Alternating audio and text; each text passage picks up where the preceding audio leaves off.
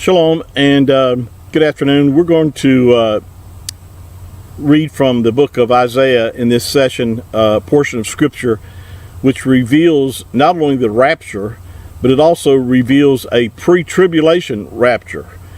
And most people have no idea that, in fact, most people don't, when they talk about the rapture, will mention that it's not revealed in the Old Testament. But there's not only this one particular verse we're going to read today, but there's more other verses that also really hint at a pre-tribulation rapture in the Tanakh or the Old Testament. So with that said, I'm going to read from Isaiah chapter 26, and this is Isaiah prophesying here, and he says that, starting at verse 19, he says that your dead shall live together with my dead body, shall they arise. Awake and sing, you who dwell in dust, for your dew is like the dew of herbs, and the earth shall cast out the dead. What does that sound like? The earth shall cast out the dead.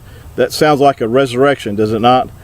And then he says, come, my people, enter into your chambers, and shut the doors, or your doors behind you. Hide yourself, as it were, for a little moment, or for a second of time here, until the indignation is past, or the wrath is past. For behold, Yahuwah is coming out of his place to punish the inhabitants of the earth for their iniquity. The earth will also disclose her blood, and will no more cover her slain.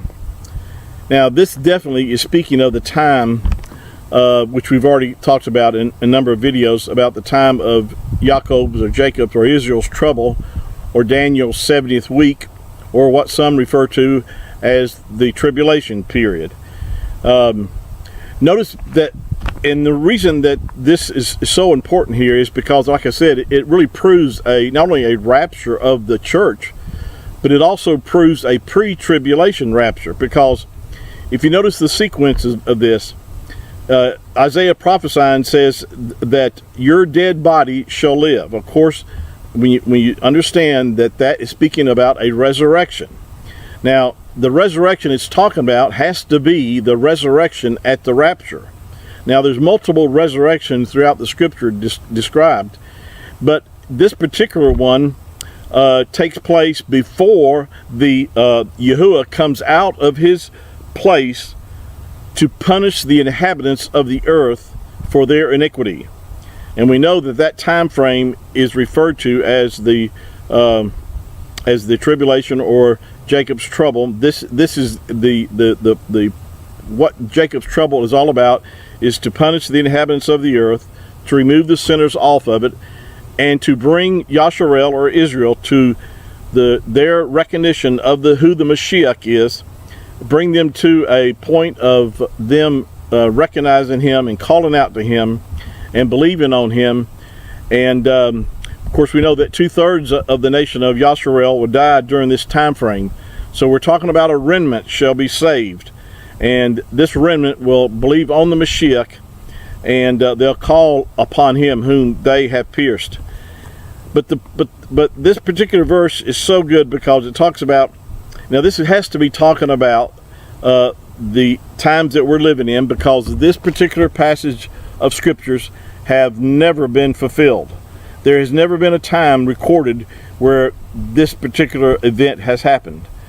And so it's futuristic. We know that but it speaks, I believe it speaks highly of the rapture of the church, because even though it says, come my people, of course the real people of Yahuwah right now are those that have believed on the Messiah, on the Mashiach, and they have been promised to escape the wrath that is to come by the Messiah himself.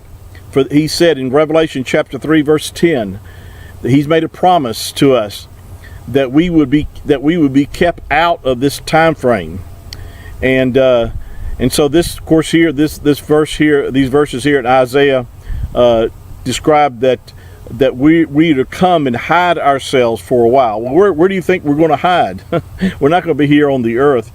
We're going to go where Yahushua said in John chapter 14, he said, I go and prepare a place for you, and where I am, there you may be also. And we know that place is in the Father's house. And he said, I'll come again and receive you unto myself, that where I am, there you may be also. So this is good news to know that we will not have to face this time that when Yahuwah will come out of his habitation to punish the earth for its iniquity. So may these words bring comfort to you and hope, knowing that the time is near. And we can see that the time is near, because if all the signs that we're seeing today point of the tribulation on the horizon, the time of Jacob's trouble is on the horizon. If you're paying attention to what's happening in the events in our country and the other countries of the world today, then you would recognize that we're near the rapture of the church, because the rapture of the church has to proceed, as it states right here, this time when Yahuwah will come out of his habitation to punish the earth for its iniquity. May these words comfort you today, because that's what they're designed to do. As the Apostle Paul said, wherefore comfort one another with these words, when he was speaking about the rapture in 1 Thessalonians chapter 4, verse 18. Verse 18 says, wherefore comfort yourselves with these words. May these words bring comfort to you. Shalom.